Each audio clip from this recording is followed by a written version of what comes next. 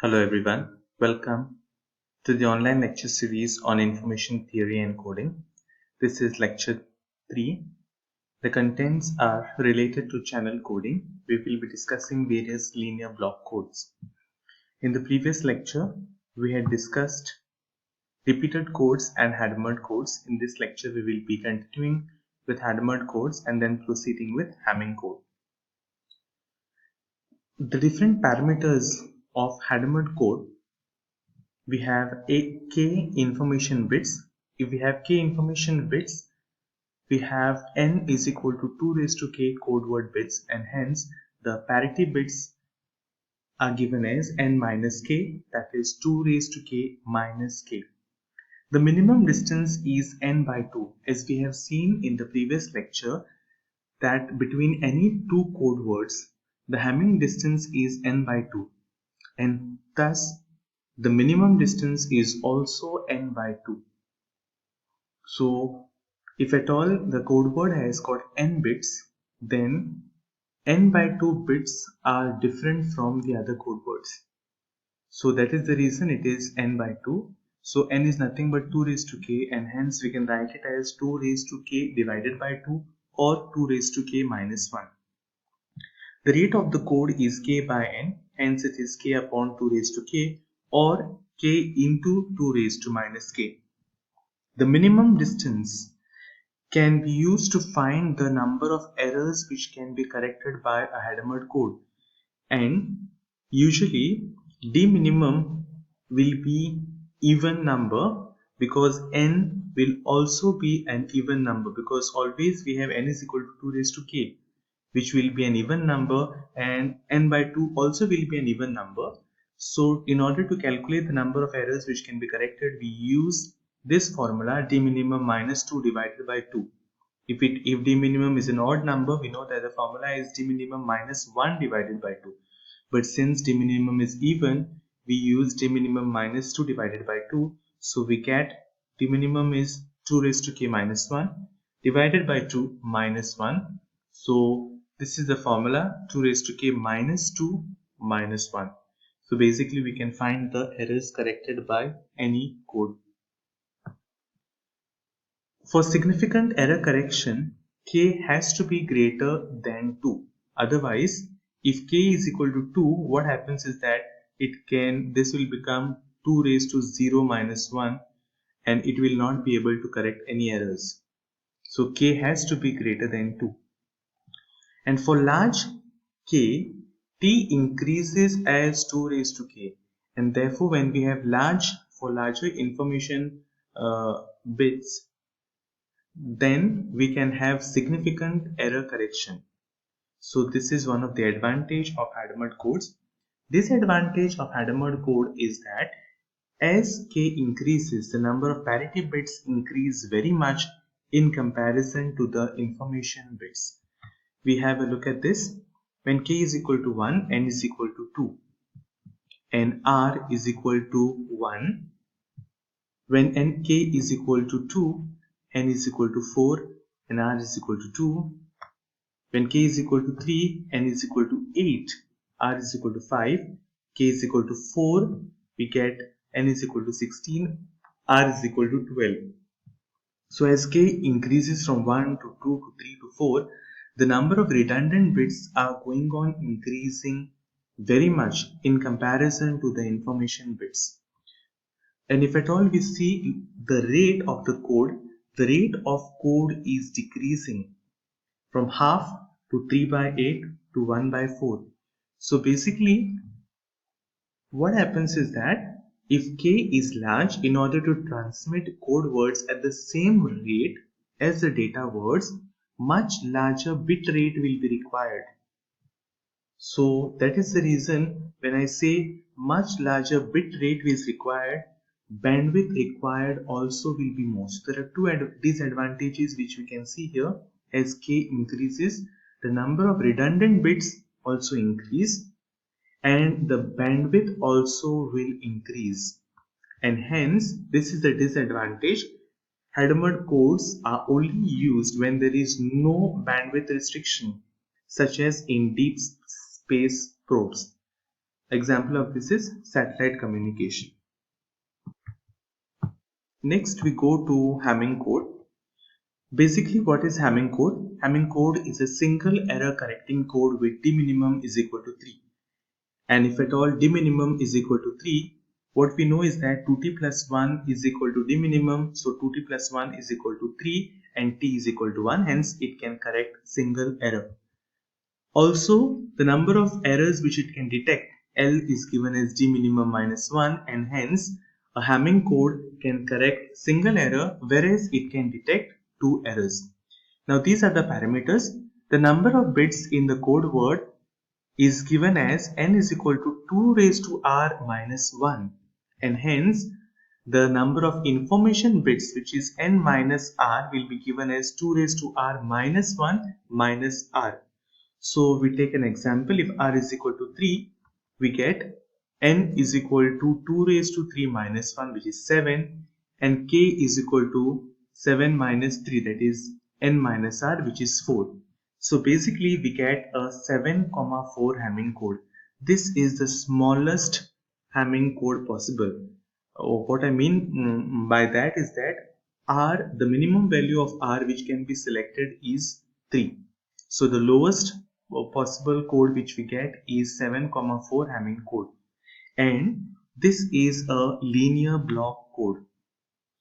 Next, if at all we take r is equal to 4, we get n is equal to 15 and k is equal to 11. We get another code, that is 15,11 Hamming code, which is also a linear block code. Now there is an interesting property about Hamming codes, and that is the parity check matrix of any code, any linear block code, is made up of r rows and n columns. And in case of Hamming code, n is equal to 2 raised to r minus 1. So it will have 2 raised to r minus 1 columns. The parity check matrix will have 2 raised to r minus 1 columns and r rows. Say for example, r is equal to 3. It will have 2 raised to r minus 1, that is it will have 3 rows and 7 columns. And what can happen in this case is that the parity check matrix will consist of all possible r bit vectors, binary vectors, except the all zero vectors, all zero vector. So the parity check matrix will have 3 rows and 7 columns, and if at all we write the parity check matrix, it will be of this form. Kindly note, this is a systematic Hamming code. It may not be systematic also, but my point is that in any Hamming code, uh, all the possible combination of the vectors will be there. Now in this case, r is equal to 3, and when there are 3 bits, we get 8 combinations, 0, 0, 0, 0, 0, 1, 0, 1, 0, up till 1, 1, 1. If at all we remove the all zero combination, we are left with 7 combinations, and all these 7 combinations will be the columns of the parity check matrix. So we have 111, which is 7, we have 110, which is 6, 1015, 011, which is 3, 100, which is 4, 010, which is 2, 001, which is 1. So these are the decimal numbers corresponding to the binary code column vectors. So in this case, this is called as a systematic 7,4 Hamming code, because I can separate out P transpose matrix and identity matrix of the order 3, that is IR. So we have a separate identity matrix and separate parity, not parity check matrix. This is a parity sub coefficient matrix.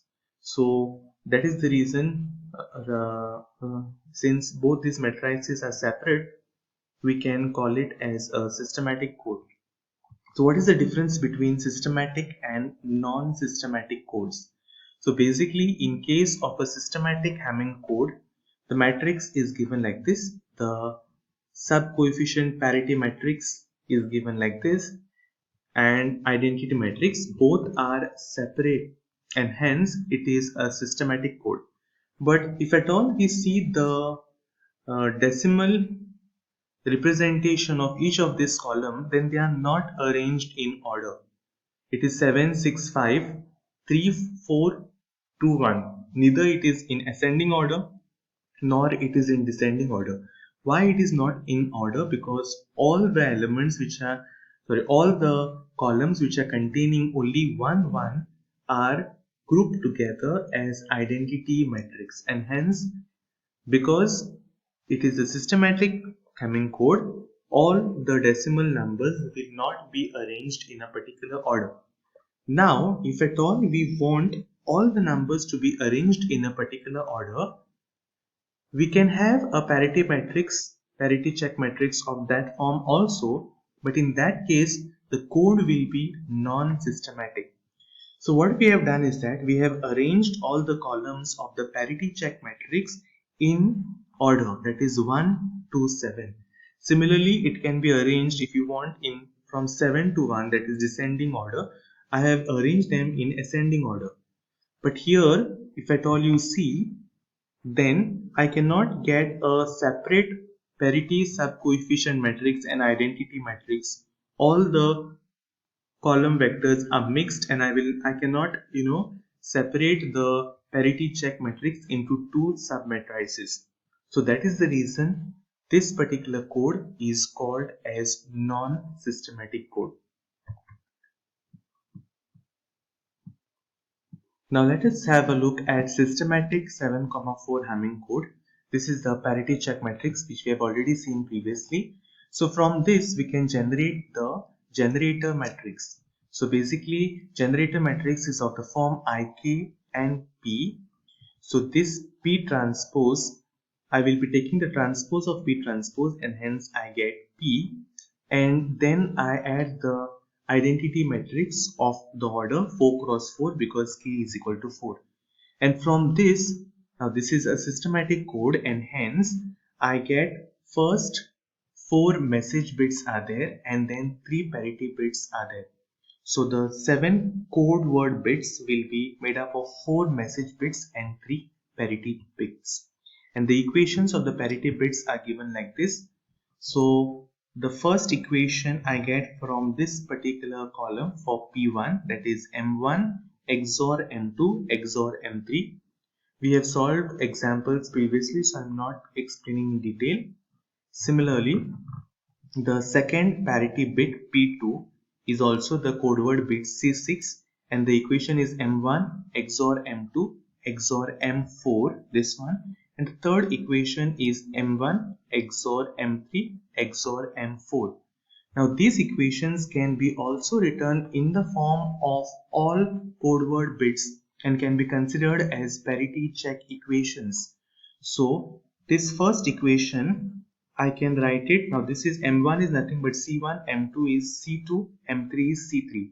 So when I get this C5 on the other side, on the left hand side, I will get C1 XOR C2 XOR C3 XOR C5. So this is a parity check equation. Similarly, from this equation, I will get this parity check equation and this one. So these parity check equations, if at all we see, they are corresponding to the parity check matrix here. And if at all I take every row of the parity check matrix, I can get this parity check equation. So this is C1 XOR C2 XOR C3 XOR C5 is equal to 0. Similarly, the second row will give this equation, third row will give this equation. Now, what I wanted to do is that I wanted to generate all the code words for this particular code, and in the next class lecture we shall see the reception of this particular code.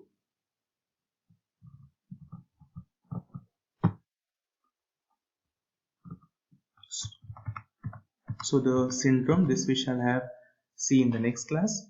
So thank you very much.